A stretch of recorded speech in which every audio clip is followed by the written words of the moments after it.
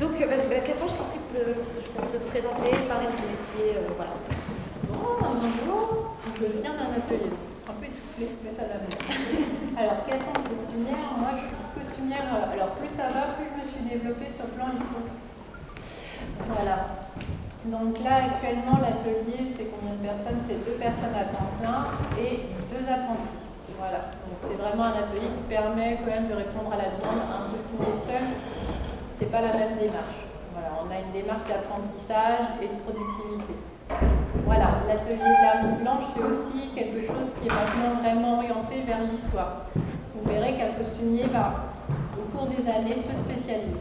Voilà, on a commencé il y a 13 ans avec le costume médiéval. On a fait beaucoup de médiéval fantastique, on a fait beaucoup de cosplay et on est arrivé vraiment à ce qui était notre sujet, notre particularité, qui est le costume vraiment grand siècle, voilà, avec beaucoup de broderie. Parce que nous, on est beaucoup dessin, création, broderie et ainsi de suite. Voilà, donc c'est vraiment, le costumier, c'est quelque chose où on apprend perpétuellement, un parcours. Donc moi, j'en suis arrivée là.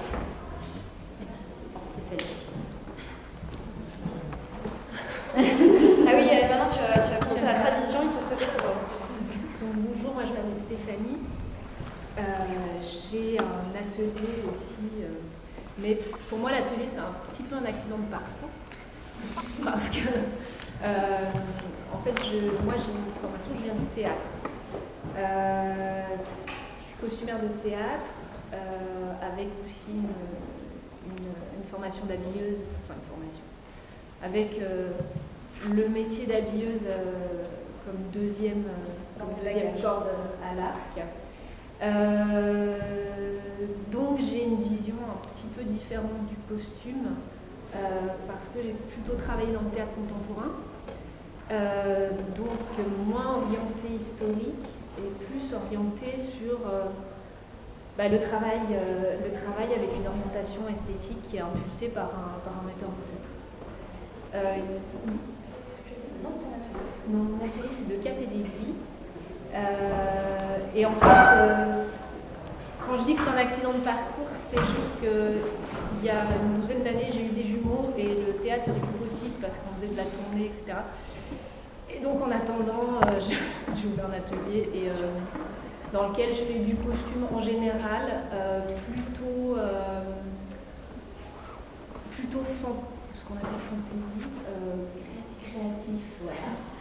Parce que moi, au contraire des collègues, je n'aime pas me cantonner à l'historique pur. J'aime bien l'historique comme point de départ et j'ai envie que ça puisse... j'aime que ce soit un tremplin d'inspiration, mais je veux pouvoir en faire ce que je veux derrière. Voilà. Donc moi c'est Fanny. En fait à l'origine je ne suis pas du tout costumière, je suis ingénieure informaticien. Mais avant ça j'étais microbiologiste. En fait tous les 5-6 ans je change de métier. Et le truc c'est qu'en fait suite à... Donc j'étais ingé en informatique, donc j'avais un super boulot, hyper bien payé, tout confort, c'est-à-dire que je pouvais arriver à midi, tout ça, et partir à l'heure où je voulais. J'étais mon propre chef. Et en fait, je me retrouvais, au bout d'un moment, au bout de 8 ans, je me suis rendu compte que je ne faisais que des copier-coller à longueur de journée. Et que c'était pas... le problème, c'est que moi, j'avais besoin de créer. Et donc, en fait, ça faisait déjà quelques années que je faisais du costume. Et pour moi, je fais du jeu de rôle grandeur nature. Donc, je faisais beaucoup de GN, donc ça s'appelle du GN. Donc, j'ai commencé comme ça. Et puis... en réalité, très rapidement, je me suis quand même posé la question, mais ça me plaît quand même vachement plus que de me lever le matin pour aller devant un ordinateur. Donc est-ce que ce ne serait pas ça mon vrai métier? Donc, pendant très longtemps, je me suis retenue de tout plaquer parce qu'en fait, comme je disais, je gagnais beaucoup d'argent et c'était tout confort. Et puis en fait, un jour, ma santé a décidé pour moi parce que j'ai fait un burn-out qui a duré 2 ans. Et donc suite à ça, donc ça c'était en 2012, et donc suite à ça, en fait voilà, le choix s'est fait pour moi, donc je ne pouvais plus faire mon métier d'informaticienne, ça c'était sûr et certain. Je me suis posé la question de qu'est-ce que j'allais faire de ma vie, et ce qui m'a beaucoup retenu longtemps, c'était justement que c'est une passion, mais est-ce que je ne vais pas perdre la passion ou la pervertir si j'en fais mon métier? Et puis en fait un jour, je me suis lancée. Alors, Voilà, il y a du point positif, du point négatif, je pense qu'on en reparlera longuement après. Mais sinon après, je suis donc autodidacte, donc j'ai suivi aucune formation de couture. Par contre, je suis collectionneuse à l'origine de pièces d'époque. Donc en fait, j'ai appris la couture en regardant comment c'était fait. Et justement, du coup, moi, j'ai la particularité que souvent mes stagiaires m'apprenaient la couture. Parce que je sais faire un corset, je sais faire monter une robe à la française et tout ça, mais par contre, c'est clair que les termes de couture et puis et les notions modernes de couture, je les ai pas du tout. Donc c'est pour ça que mon parcours est assez atypique. Et donc aujourd'hui, on est arrivé quand même à ça, parce que je ne sais pas faire un truc, donc je fais effectivement des commandes pour des clients. J'ai un blog qui s'appelle Tant d'élégance, qui est le nom de ma société aussi, qui marche super bien parce qu'il y a des fois il y a certains articles qui ont beaucoup de lecture. Je fais des tournages, donc là, à la fin de la semaine, si vous voyez la bande-annonce de The Voice avec Matt Pokorus, c'est style Peplum, c'était moi la costumière du truc. Et puis je donne aussi des cours, des conférences, des ateliers, des choses comme ça. Donc je vous dis, moi le truc c'est que je ne sais pas faire un truc, donc je fais plein de choses. Voilà. Désolée. Bonjour, Rita. Moi, ça fait à peu près 40 ans que j'ai fait mon premier costume. Et ça fait une trentaine d'années que je suis costumière. Donc j'ai été pendant 15 ans intermittente. Et depuis 15 ans, j'ai l'atelier La Colombe à Strasbourg, où on est 6 personnes, bon, pas toutes à temps complet. Ça dépend des commandes, des fois on fait des heures sup aussi, comme c'est un métier où c'est vraiment dans le site. J'ai commencé le costume surtout d'abord dans le spectacle en étant intermittente, donc autant dans le ballet classique que dans l'opéra, que dans le théâtre. Et j'ai toujours été attirée par les costumes traditionnels. Donc en Alsace, je fabrique les costumes traditionnels alsaciens. Et dans l'atelier, je suis plutôt aussi éclectique. J'aime bien à chaque fois les défis, les nouveautés. Donc je fais aussi des mascottes. Une fois j'avais une marionnette de 3 mètres de haut à habiller, j'adore ça. Voilà. Chaque fois, c'est des choses qu'on n'a pas l'habitude de faire. Et puis là, doucement, je ne suis pas une spécialiste de l'historique, c'est-à-dire qu'à l'atelier, on essaye d'être pointu sur la fabrication, sur le savoir-faire. Après, comme on est tout un peu d'univers différents, on est peut-être moins pointu sur l'histoire et la façon historique. Et là, c'est souvent les clients qui viennent avec leurs exigences. On a le savoir-faire pour le faire, mais on n'a pas toujours le savoir pour le dire aux gens. Après, on est bon sur la fantaisie aussi. Et puis, voilà, c'est à peu près tout. Bonjour à tous, je m'appelle Stéphane. Alors, je vais un peu reprendre ce que va dire Fanny. Anciennement, j'étais juriste. J'ai fait une sorte de burn-out pendant 1 an. Et comme dit l'expression, j'ai changé de fusil d'épaule parce que depuis 10 ans, j'avais cette passion par le cosplay et le costume de faire de la couture. Donc je me suis dit, c'est pas normal que je passe 10 heures devant ma machine à coudre et non pas 10 heures dans mes codes civils ou autres codes pénals. Donc j'ai dit, Stéphane, ça ne va pas, il faut que tu changes de fusil d'épaule. Je me suis orientée, j'ai complètement arrêté mes études, je me suis orientée vers un BTS, métier de la mode et du vêtement. Lors de ce BTS, j'ai vu différents métiers comme le styliste, le modéliste, le contrôleur qualité. Et après ce BTS, j'ai voulu m'orienter plus vers une licence professionnelle, donc toujours en gardant le statut d'étudiant, mais en ayant également le statut de salarié. Avec donc cette licence que je réalise actuellement dans la chambre syndicale de couture parisienne. Je suis dans une entreprise de costumes plus spécialisés dans la fourrure et dans le cuir, qui va répondre à des cahiers des charges pour, par exemple, des petits courts-métrages ou des publicités. Et donc, c'est vrai que nous n'utilisons pas forcément les techniques, comme vous disiez, de historique pur et dur. Nous avons des exigences de nos clients par des cahiers des charges. Voilà, nous voudrons telle forme sur tel clip vidéo, tel film, et il faut le réaliser comme nous pouvons. Donc nous sommes vraiment plus spécialisés donc, dans la cuir et la fourrure. Et Mon stage et mon alternance que je fais actuellement, c'est plutôt le poste de modéliste.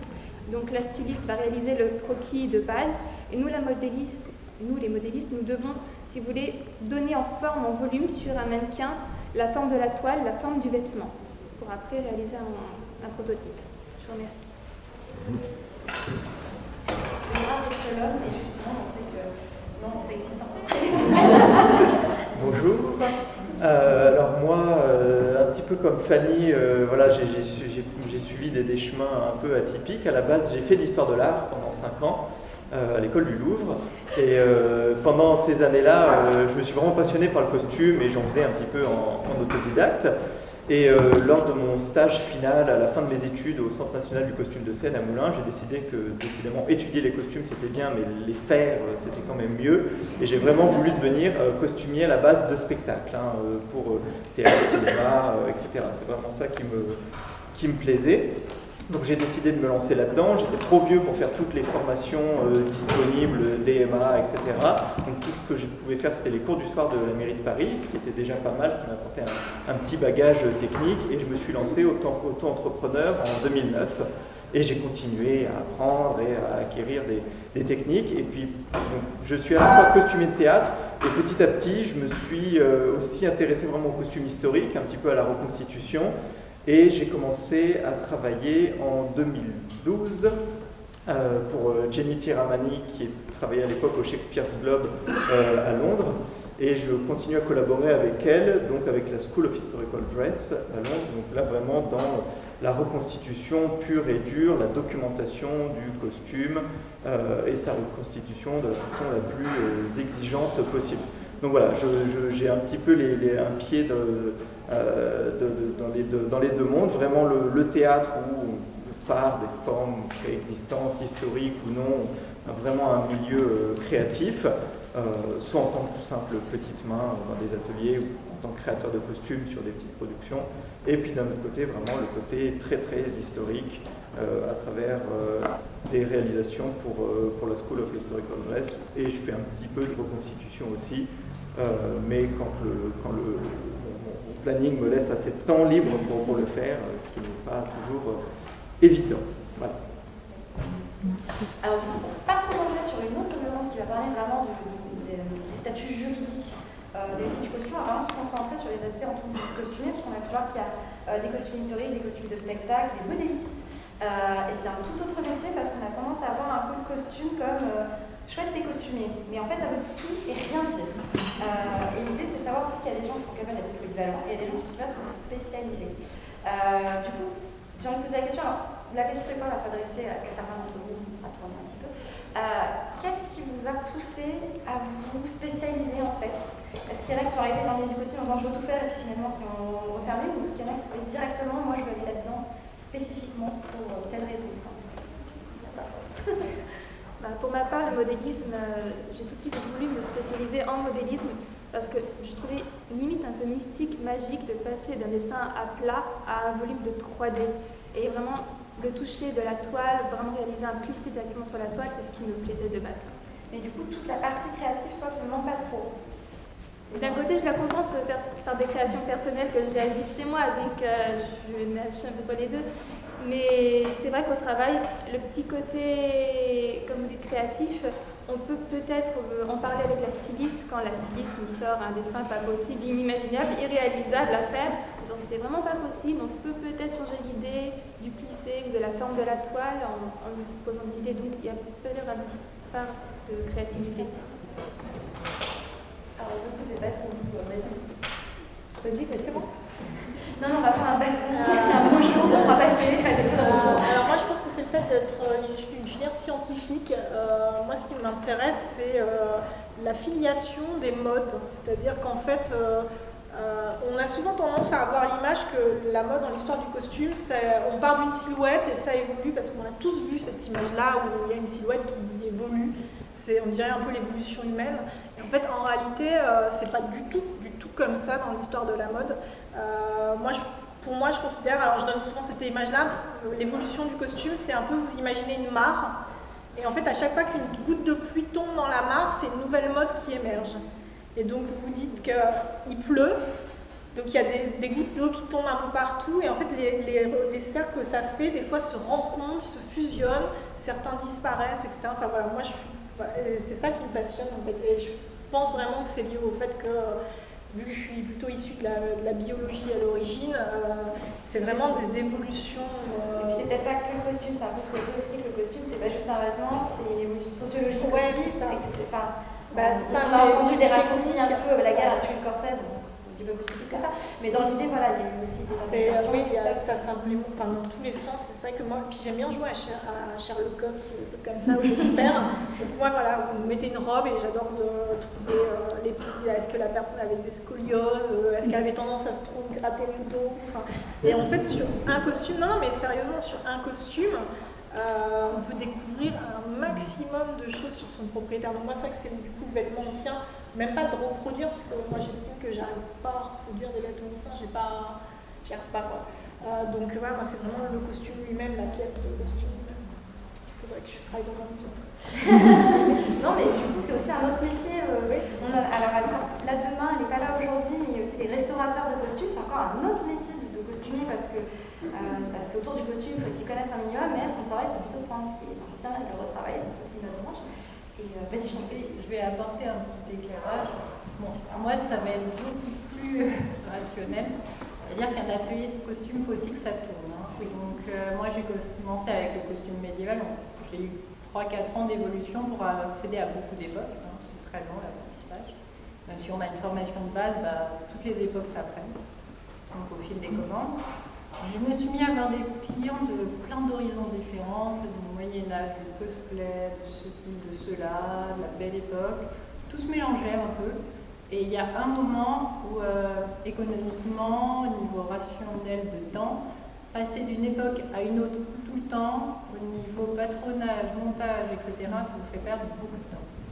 Soyons clairs, on est beaucoup plus efficace quand on travaille souvent sur la même époque, parce qu'on devient beaucoup plus doué sur cette époque-là, et on n'a pas besoin de raviver nos connaissances sur l'autre époque, si d'une semaine, d'un jour à l'autre, on peut changer de 4 ou 5 siècles.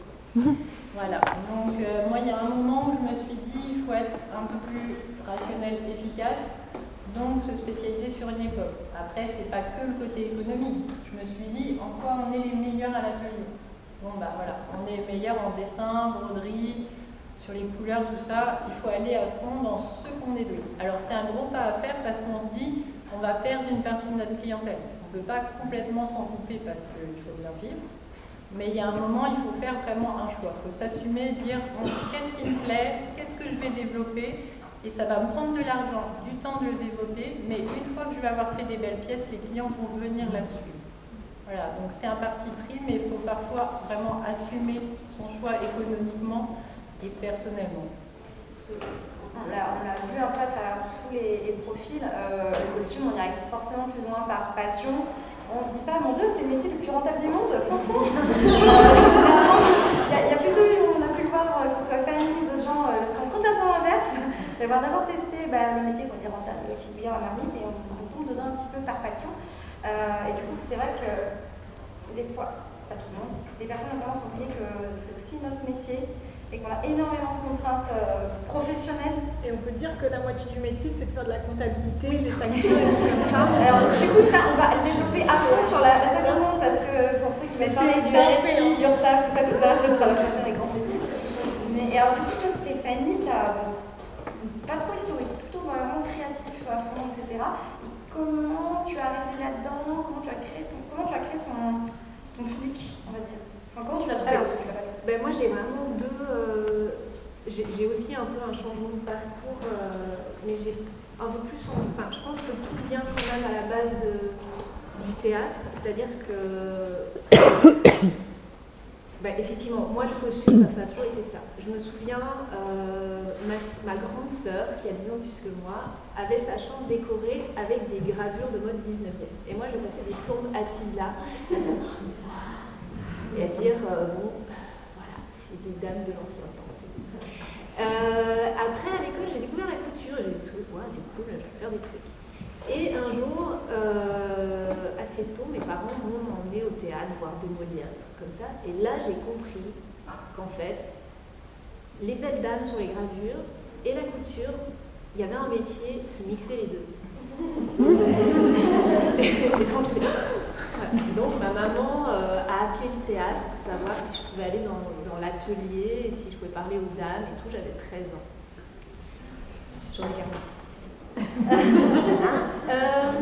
Et donc depuis là, mais moi je suis incapable de faire les choses dans les règles de l'art, donc j'ai tout fait à l'envers. Mais ce qui me passionnait quand même, c'était l'aspect théâtre. Parce que je ne sais pas pourquoi, moi je trouve ça magique. Et j'en fais pas du tout assez à mon goût, parce que j'ai cet atelier et que une fois qu'on a lâché le milieu, c'est très difficile de refaire tous les contacts pour revenir. Mais moi, ce qui m'a plu, quand j'ai commencé à travailler pour le théâtre, c'était vraiment ce travail collaboratif avec le metteur en scène, avec le décorateur, pour non pas créer un costume, mais créer un personnage. C'est-à-dire qu'à travers le costume, il y a quelqu'un qui doit émerger. Le costume, il est juste là pour situer un personnage dans une histoire. Et c'est pas obligé. Et pour ça, le costume n'a pas forcément à être historique. Il peut être complètement fantaisiste, il peut être complètement suggéré, il peut être complètement stylisé. Je peux même ne pas l'avoir cousu. Il peut être construit avec différentes pièces. Pour moi, ça reste du costume parce qu'on a construit une silhouette. Et c'est ça que je trouve génial, c'est de faire émerger un personnage. C'est qui il doit être, quelle est son histoire, quel est son cheminement, quelle est sa place dans l'œuvre qu'on est en train de monter, qu'est-ce qu'on veut renvoyer. Et pour moi, tous les moyens sont bons pour en arriver là. C'est-à-dire que c'est pas forcément... voilà, pour moi, ce n'est pas... j'adore fabriquer, bien entendu. Mais pour moi, si je n'ai pas tracé le croquis, le patron et cousu tout de mes propres mains, ça n'est pas moins légitime. Pour moi, ça reste un costume. On peut construire un personnage avec un gros tas de vêtements dans lequel on pioche ci, ça et ça, et tout d'un coup, il y a quelqu'un qui apparaît. Et moi, c'est ça qui me fait triper. Ça et la vie dans les coulisses. Pour rebondir sur ça, costumier, effectivement, on a tendance à se dire c'est une personne qui est derrière sa machine et qui coupe. Les costumiers aussi, en fait, il y a différents postes, etc. Mais ça va être concepteur de costumes. Les grands costumiers, les grands noms qu'on voit au cinéma, en réalité, ça fait très longtemps qu'ils n'ont pas touché une machine à coudre. C'est pas un reproche. Oui, il ferait bien revenir un peu. Alors, des fois, oui. Je suis bien d'accord. Mais bon. L'idée, c'est concepteur de costumes, certains, effectivement, en fait, finalement, ne font que le design. C'est un peu l'équivalent du stylisme, mais d'un costume. Et là, effectivement, c'est pas juste une question d'esthétique, c'est une question de créer un personnage. Et pour le coup, Fanny, comme tu dis que toi, tu touches à tout, c'est aussi ce que tu fais parce qu'en fait, on a tendance à dire quand on voit un film, ouais, tous les costumes ont été créés. Non. Il y a beaucoup de production, en fait, il y a un petit pourcentage créé, mais il y a énormément de locations et on fait avec ce qu'on a. Effectivement, des fois, on va piocher dans les stocks et recréer des personnages. Avec un budget et surtout avec la vision du réalisateur. Surtout souvent là que ça pêche. Et alors du coup c'est super parce que ça enchaîne sur la suite. Métier de costumier, donc il y en a qui travaillent en indépendant, il y en a qui travaillent en atelier. Alors la plupart d'entre nous, j'ai l'impression, sont indépendants ou alors on crée un atelier indépendant. Je pense plus à toi Cassandre. Est-ce que vous avez eu des expériences de vous costumier au milieu d'un énorme atelier et du coup voilà, parce qu'il n'y a pas que ça. Moi je sais que j'ai eu l'occasion de faire des stages dans des petits ateliers, dans des opéras, et il y a des choses que j'ai adorées, des choses que j'ai détestées.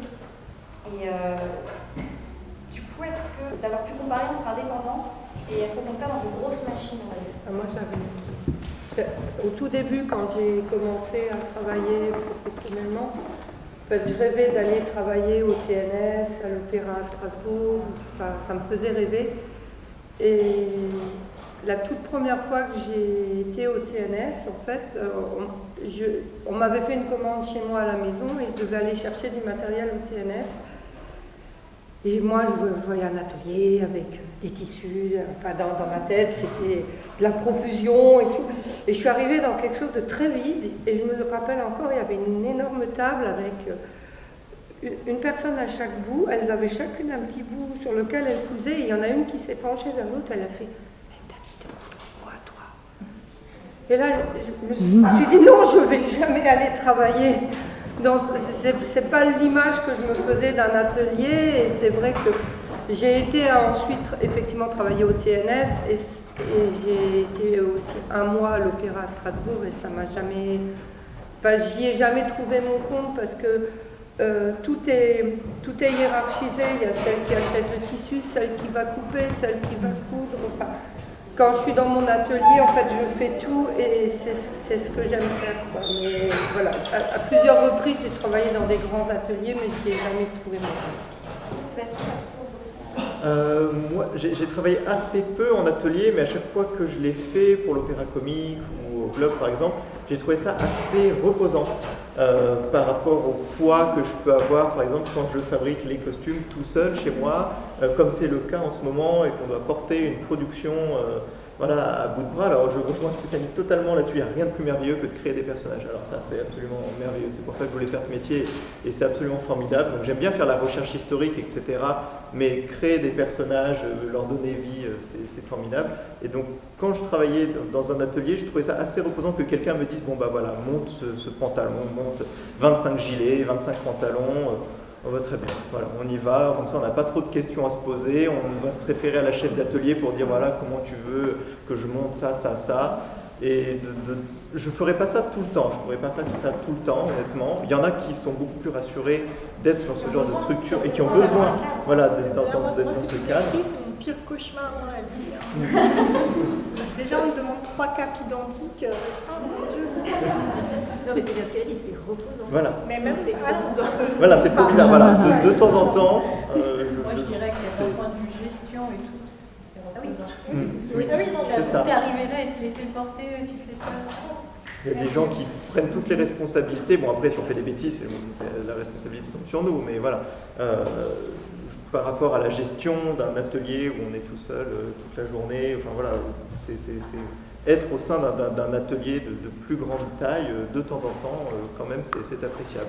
Et puis en général, ça se peut payer un petit peu mieux aussi, voilà, quand on est tout seul. Donc, et si je peux me permettre, encore une fois, tout va dépendre de la taille de l'atelier et de l'atelier en question, parce que comme disait Rita, oui, pardon.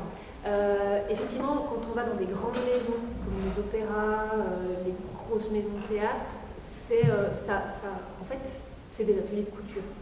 C'est-à-dire, le travail est divisé, il y a celles qui font de la couture, il y a la porteuse au patine, il y a celle qui fait les achats. Enfin, le travail est totalement divisé, donc on ne va jamais faire une pièce de A à Z. Et là, c'est de l'atelier, c'est presque...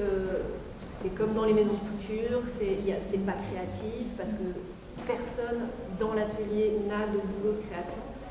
Donc ça n'a pas un grand intérêt, effectivement. Après, il y a des ateliers plus réduits à taille plus humaine. Moi, je sais que de temps en temps, je me fais embaucher par les Vertugadins à Paris, qui est un petit atelier coopératif. Là, mais c'est l'éclat. C'est ce qu'il faut voir aussi, en fait, c'est que le métier de costume, c'est très intense et il faut aussi savoir s'écouter et se dire ok, en fait, je rêvais de le faire, mais c'est peut-être pas pour moi. Parce que j'ai rencontré des étudiantes, des techniciennes merveilleuses, elles faisaient un travail fantastique. Mais alors, si je la lâchais dans la nature, je voyais un petit lapin courir en partant. Elle était perdue, c'était terminé.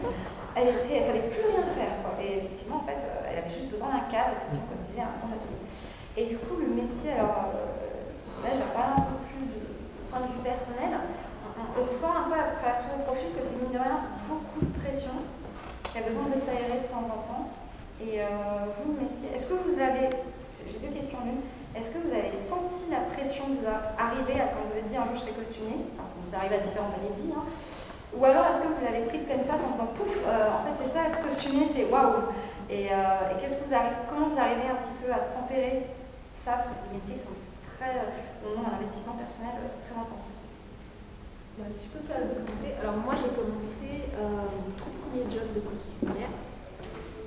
C'était créer et gérer un atelier pour une compagnie d'enfants de 200 gamins. Donc c'était moi qui signais, donc c'était moi qui créais les costumes et qui faisait marcher, c'était un atelier bénévole qui faisait marcher ça. La pression, effectivement, elle est monstrueuse. Qu'est-ce qu'elle est bonne! Quand le spectacle était terminé, j'arrivais plus à dormir. Parce que j'avais pas mes 14 heures de boulot par jour et qu'il n'y avait plus rien qui me faisait triper.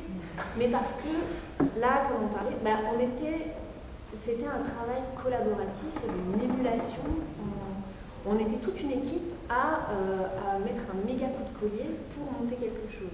C'est vraiment une sensation que j'ai retrouvée par la suite en travaillant pour d'autres compagnies, où c'est pas forcément moi, en plus qu'il y avait toute la pression, c'est pas moi qui signais les costumes. Mais il y a ce côté, on est toute une équipe et on crée un truc, on crée un spectacle, et là, on peut, les nuits blanches, ça devient fun quand on les fait à 4 ou 5. Voilà, il y a quelque chose, là c'est vraiment une pression, et peut-être qu'on finit en miettes, mais moi personnellement j'ai été shootée à ça. Et après, la chute elle est dure quand il n'y a plus rien, parce que voilà. En revanche, maintenant je suis dans un atelier chez moi toute seule, avec aussi de temps en temps des délais monstrueux à tenir, et des séries de nuits blanches, et voilà, et je déteste. Voilà. Toute seule, c'est pas bon. Alors, l'inverse, je ne peux pas. Mais ça vient du fait que dans l'informatique, j'étais manager. Donc, du coup, je manageais plein de gens. Et du coup, moi, au contraire, j'aime bien mon côté ours dans ma grotte. Et à parler un peu de chat. Et voilà. Oui, c'est un truc qui branche avec costumier, faites un sondage, voilà, c'est les chats. C'est l'animal le plus risqué pour le métier, mais bon. Il y a des gens là dans la salle justement qui aimeraient bien devenir costumier. Je pense qu'il est. Pour pas perdre des années, il faut vraiment super bien vous connaître en fait. Ouais, c'est ce que j'allais dire en fait. Si vous avez l'occasion de faire des stages, même des rencontres de différents profils, c'est très important. Parce que, effectivement, comme vous pouvez le voir, chacun est différent et trouver sa place, c'est pas évident. Moi, j'étais persuadée que j'adorerais bosser à l'opéra, machin et tout, j'ai détesté. Et je pense qu'il y en a d'autres qui ont voulu tester des expériences et ont dit finalement, c'est pas pour moi. Donc, effectivement, c'est très important. Moi, c'est un truc que je voulais essayer de monter, c'est l'investissement personnel dans ce métier-là. C'est pas le seul métier, mais dans ce métier-là, il est relativement monstrueux quand même. Moi, c'est vrai que sur l'investissement personnel, voilà, costumier, c'est un travail à plein temps, plus que plein temps. Il ne faut pas croire que c'est 35 heures, c'est souvent 80. Voilà, pour bien placer les choses. Alors moi, j'ai vécu des burn-out en 13 ans, ça a été souvent compliqué et tout. J'avoue que ce qui m'a raccroché à tout ça, c'est ma famille. C'est le fait que mon mari, mes enfants me suivent dans les événements, me suivent là-dessus. Il y a un moment quand vous faites autant d'heures de travail, où vous raccrochez la vie de famille, ou vous vous séparez complètement. C'est comme ça dans plein de métiers. Mais c'est vrai que moi, ça a changé les choses. De me dire, bon, j'arrête d'être toute seule, de faire toute la pression, etc. Je délègue un petit peu, je pars avec eux et je les inclus dans mon univers. Et c'est la seule chose qui, personnellement, me permet de supporter le stress. Parce que bon, il y a le stress des délais, il y a le stress d'avoir une équipe conforme qu'on paye.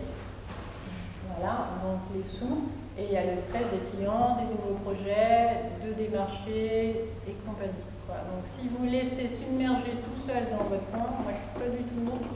Si j'ai pas du soutien, je le fais, parce que quand vous êtes dans la pression, de toute manière, je le fais. Mais alors quand je retombe, je tombe. Voilà.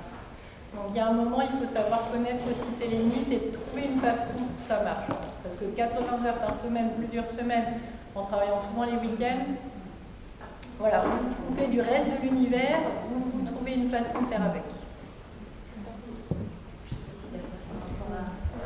Pour ma part, comme je suis de la nature très angoissée, très stressée, le fait d'être cantonné tout le temps à la même tâche en tant que modéliste, c'est un point de vue, pour moi, c'est un point de vue très rassurant, car on a les bases, on sait qu'est-ce qu'on doit faire, on sait quels sont les critères que nos collègues nous souhaitent pour faire tel ou tel costume.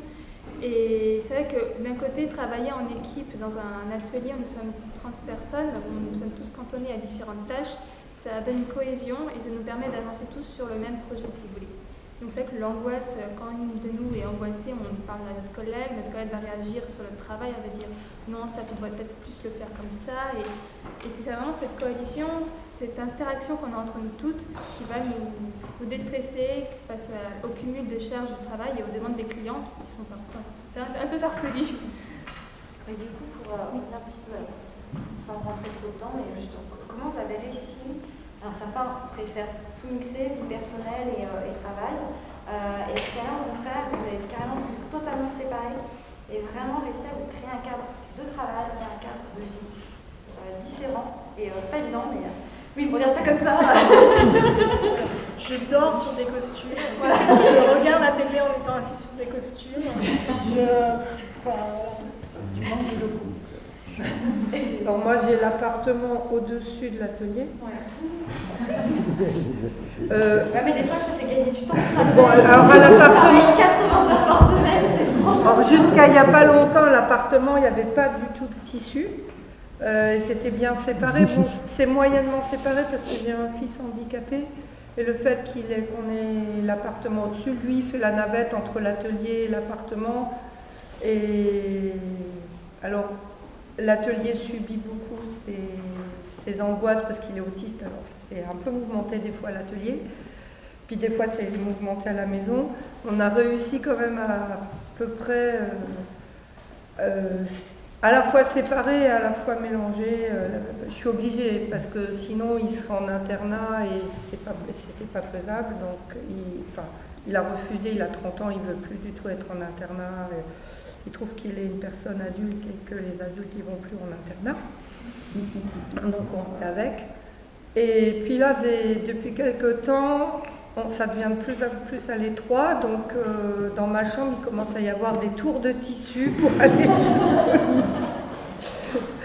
il y a eu 2 dames qui partaient en maison de retraite, 2 couturières, et on nous a dit oui, il y a un peu de tissu si vous voulez le prendre là, parce que ça va être jeté.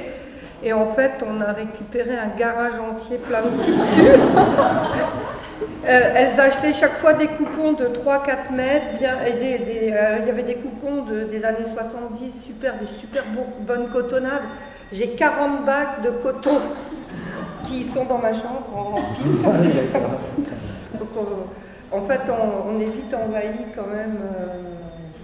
Alors moi, du coup, pour répondre à ta question, moi, en fait, c'est lié à ma personnalité, je suis hyper accessible, ceux qui me connaissent n'avaient pas remarqué. Et du coup, en fait, plutôt que de commencer en me disant je vais faire des costumes, j'ai pris une boutique. Donc un bail commercial de 3 ans. J'avais une auto-entreprise avant, donc j'ai dû passer un EURL. Donc en fait, ça fait plein d'occasions où il aurait mieux valu que je me casse une jambe. Et du coup, en fait, tout de suite, donc quand je me suis lancée en costume, j'ai pris ma boutique. Donc, ce qui veut dire que j'avais un loyer de 2 500 € par mois à payer. Donc, si on rajoute, en gros, il fallait que je fasse rentrer minimum 9 000 € toute seule par mois de costume pour pouvoir payer les bases des bases, parce qu'on est entre les charges et les bases. Sans salaire. Sans salaire, hein, juste pour pouvoir payer la boutique, les fournitures, les choses comme ça. Donc il y a des mois j'y arrivais, mais je travaillais, je dormais pas surtout. Et puis après, c'est qu'à partir du moment, en fait, à un moment donné, ça n'allait plus du tout, c'est-à-dire que j'ai commencé, quand on dort pas, j'ai commencé à avoir des hallucinations, genre j'allais prendre le métro, il y avait des ombres, et en fait, je voyais des nuées de rats qui venaient d'avant. Et du coup, je me suis dit non, qu'il allait y avoir un problème. Donc en fait, du coup, j'ai été voir mon mari, je lui ai dit écoute, il reste 1 an de bail à payer. Mais si je fais ça, je meurs quoi. Donc soit on arrête là et puis je suis désolée mon chéri, mais j'ai perdu 60 000 €. Et puis du coup soit je continue mais je vais pas survivre quoi. Donc du coup j'ai un mari très compréhensif qui m'a dit écoute vaut mieux que tu survives. Et donc du coup en fait j'ai redémarré. C'est pour ça que j'ai eu en réalité j'ai eu la boutique et l'après-boutique. Et l'après-boutique, alors déjà moi ça me fait tout bizarre maintenant parce que je gagne de l'argent. Donc ça fait 5 ans que je ne me paye pas en fait depuis que j'ai lancé la boutique, vu que j'ai plein de dettes. Donc en réalité ce que je gagne ça paye mes dettes. Donc j'ai perdu beaucoup d'argent et fait que mon couple a failli y passer 2 fois, dont une très sévèrement. Donc c'est ce que tu disais, c'est toi qui disais, très clairement, c'est vraiment pas anecdotique le poids du boulot. C'est pour ça que c'est important pour moi d'en parler parce que je pense que je ne me rends pas compte. Moi, quand j'ai commencé, j'ai rencontré des gens qui m'ont dit oui, il faut beaucoup de motivation et d'investissement. Oui, les gens ne comprennent rien. chacun, mais effectivement, c'est très... On adore ça, hein, sinon ça serait pas là. Mais ça peut être important. Alors du coup, je me demandais, Stéphane, toi qui en tant que modèle dans un atelier, peut-être que c'est plus facile pour toi Je voulais, comme je touche que à la toile dans l'atelier, j'aurais plus voulu faire de la partie créative et je complète cette partie créative chez moi. Donc j'ai plus de salon, j'ai plus de chambre non plus. Ma chambre c'est mon mini atelier perso, j'ai envie de dire j'ai la surjeteuse, la piqueuse plate qui est là. Et le résultat, mon petit chez moi c'est mon mini atelier pour des créations perso. Donc en fait il n'y a pas vraiment de couture, je dors couture, je mange couture, je rentre chez moi c'est toujours couture. Voilà. Ça, comme dit, c'est toujours un investissement. C'est des périodes, des périodes un peu de relâchement. On dit c'est les fêtes, on veut profiter de la famille, penser à autre chose. C'est compréhensible, on veut profiter des gens autour de soi. On va faire une période de creux, puis là on dit tiens, il y a tel événement qui arrive. Et si je remontais une certaine création qui date de quelques années que je recommence. Et c'est vraiment des systèmes de vagues. C'est vrai. C'est vraiment un investissement vraiment profond, personnel. Et quand on aime ça, on en redemande tout le temps en fait. C'est devenu une drogue à la fin. C'est comme Stéphanie qui droguée à l'adrénaline à mon avis. Alors, petite question rigolote, est-ce que, parce que ça me fait penser, quel est le projet dont vous avez acheté les tissus que vous l'avez jamais fait le plus vieux? Je suis sûre que vous en avez tous un. Alors, je vais commencer par Sébastien.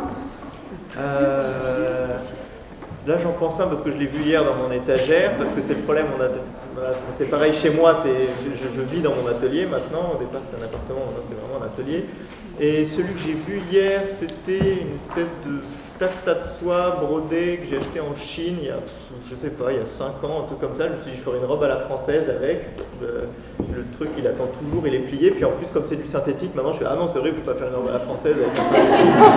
Parce que voilà, j'ai un peu décidé que quand je faisais des costumes vraiment histo, je voulais les faire vraiment en histo. Donc en fait, il est là et je sais pas, je pense qu'il va rester là encore pendant un certain temps.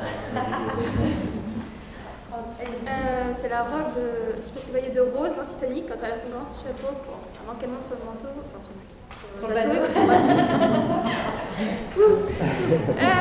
Je crois que j'ai ce tissu depuis 6 ans et qui est toujours dans l'étagère, qui ne bouge pas. Alors moi, j'achète pas toujours des tissus spécialement pour faire une robe, mais j'ai des tissus qui doivent bien avoir 15-20 ans.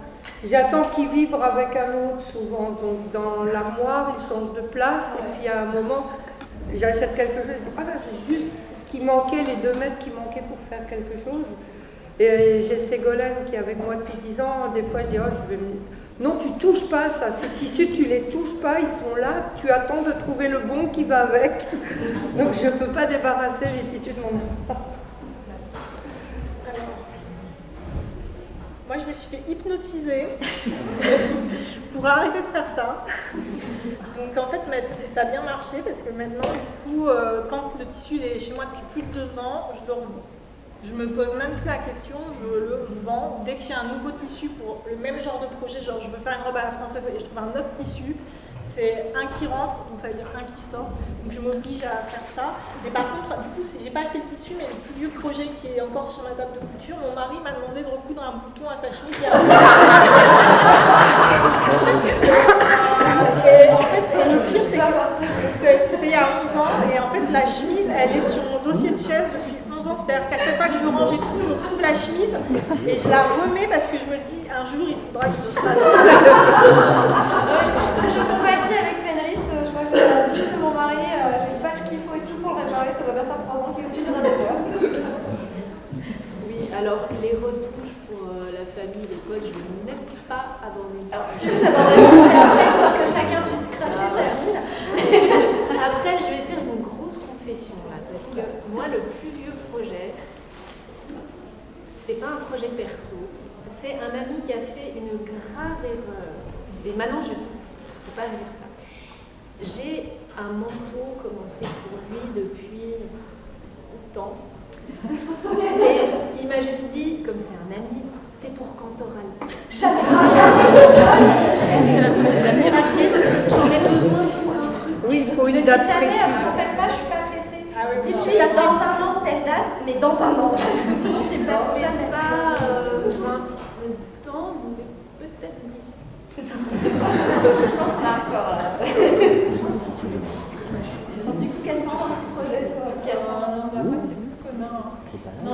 au début, au bout de 4-5 ans, je touchais à plein de trucs. Alors ce qui est dur, c'est quand vous êtes manuel, tout ça, vous arrivez à faire plein de choses. Alors vous perdez, vous faites des trucs, plein d'époques, vous commencez à faire du cuir, du métal, parce que vous êtes à fond, vous adorez ça. Et mon mari m'a dit, il me faudrait un gambison, mon mari. Je me suis dit, un gambison, pas de problème. Donc, n'importe quoi. Donc j'ai commencé mon truc, j'ai coupé, puis là, j'ai commencé à piquer. Donc le gambison, c'est couche épaisse de lin, de la boîte, ou de la laine, de lin. On a 8 couches de tissu et puis on fait plein de piqûres à la main. Et j'ai commencé ça le soir, un peu. Et puis au bout de 4-5 mois, j'ai rangé dans le placard en disant, je le ferai bientôt. Et voilà. Et alors du coup, je reviens parce qu'on en parlait tout à l'heure, on a tous des évolutions dans le métier. Des fois, on les veut, ces évolutions, parce qu'on se dit, un jour je fais ça, parce qu'un jour j'ai envie de faire ça, mais d'abord je veux finir ce que j'ai commencé. Ça, c'est très bien. Alors vous, vos évolutions, parce que toi tu dis que tu avais commencé par un certain milieu, puis ensuite tu étais allé vers une branche, etc. Comment vous les avez vécues? Est-ce que c'est des choses que vous avez subies, ou au contraire dire, ça y est, c'est le moment, je tourne la page, je reste dans le costume, mais je fais autre chose, vécu personnel? Moi, les choses se sont vraiment faites naturellement au gré des rencontres. J'ai pas décidé à un moment de me spécialiser, par exemple, dans le costume masculin ou le costume féminin, comme certains petits costumiers le font, par exemple, notamment dans les grandes maisons. C'est l'opéra, la comédie française, vous avez l'atelier homme, l'atelier femme. Voilà, moi, j'ai pas décidé de me spécialiser. C'est vraiment au fur et à mesure. D'abord j'ai fait du théâtre, et puis après, du coup, j'ai fait de l'historique. Après, je suis devenu prof d'histoire du costume. Enfin voilà, ça a serpenté comme ça. Au fur et à mesure, et pour l'instant, je me suis un peu laissé porter par ça, mais j'ai pas pris de décision encore forte. Ma décision à la base pour faire ce métier, c'était je veux faire du cinéma. Et pour l'instant, c'était en 2009 et je n'ai toujours pas fait de cinéma. Donc il y a toujours cet objectif. Donc j'ai toujours un objectif à atteindre, mais pour l'instant, je me suis laissé porter sur tous les autres projets. J'ai commencé la couture avec le cosplay, et c'est vrai que le cosplay, vous avez une image de référence à respecter, à faire à l'identique. C'est contraignant, ça m'a énervée. Du coup, j'ai changé de voie, j'ai fait plutôt tout ce qui était création personnelle, puis à côté professionnellement, j'étais dans les robes de mariée. Donc ça regroupait la création perso et les robes de mariée. Et puis au fur et à mesure, plutôt professionnelle, je me suis orientée dans tout ce qui était travail du cuir et de la fourrure. Et au final, en ce moment, tout ce qui est donc toujours dans la sauce modéliste, toujours dans le travail du cuir et de la fourrure. C'est un mélange de personnel, de professionnel. On va pas trop tarder, donc ça va être peut-être la dernière question. Mais c'est pas la chance, on va bien se mettre à la porte. Moi, c'était d'abord le théâtre. Et en fait, avec les années, ça s'est réduit au fur et à mesure. Les subventions ont beaucoup baissé. Alors, je ne sais pas si c'est ailleurs en France, mais du moins en Alsace, grosso modo, entre les budgets d'il y a 25 ans et les budgets actuels pour les mêmes compagnies, c'est 6 fois moins. Donc là où il y a 25 ans, on travaillait à 4 pendant un mois sur un spectacle, actuellement j'ai 15 jours toute seule. Donc au fur et à mesure, j'ai fait tout un côté de costumes de location pour faire un peu les costumes qu'on ne commandait plus. Et ça permet de les vendre à petite dose. Comme les gens n'ont pas forcément les moyens d'acheter un costume. Donc en le louant, ça me permet de faire encore ce que j'aime. Rapidement, du coup, moi, vu que je suis passée de la boutique où je devais gagner beaucoup d'argent, donc j'étais vraiment dans de la production. Je ne sortais plus le nez de la machine. Quand j'ai arrêté du coup la boutique, je suis restée pendant 8 mois, j'ai pu toucher une seule aiguille. C'est-à-dire que je rentrais dans ma salle et puis je faisais non, et puis je retournais faire autre chose. Et en fait, ce qui a été vraiment le renouveau qui fait que je réapprécie ce métier, c'est qu'en fait, j'ai le luxe de bosser avec des gens géniaux. C'est-à-dire qu'en fait, mes clients, c'est pas forcément tous des amis à l'origine, mais ils deviennent forcément en fait quand je crée. C'est-à-dire que je peux pas créer un costume pour quelqu'un que je ne connais pas. J'essaye vraiment que le costume il colle à la personnalité de la personne. Donc voilà, donc c'est vrai que ma grande chance, c'est que mon carnet de commandes étant plein une année à l'avance, je peux dire non à plein de projets que je sens pas, ou les gens, parce que j'ai eu des problèmes avec des clients hyper procéduriers, ou des clients désagréables, tout ça. Ouais, c'est ça. Donc du coup, maintenant, je travaille qu'avec des gens géniaux. Donc, mais ça veut pas dire que je les connais forcément, mais des fois, le feeling, il passe, et du coup, je dis oui, et puis d'autres, ça passe pas, qui sont peut-être très gentils et tout, mais voilà, je dis non. Bah, c'est se protéger. Ouais, Alors, ouais, je vais changer, il y a beaucoup de costumes si vous ne mettez pas dans la qui est ici. Donc, on va un petit peu enchaîner rapidement. Je ne sais pas si vous pouvez. Mais bon, voilà, comme conclusion, on adore nos métiers, hein, ça dit, on dirait pas. Très souvent, on dit, mais en fait, ça va, vous êtes sûr? Oui. Mais après, voilà, il faut savoir se mettre ses limites. Mais voilà, le métier de costumier, c'est plein, c'est différents profils. Et après, n'hésitez pas à discuter avec avec différentes personnes, parce que vous allez voir qu'il va y avoir différentes réponses. Donc,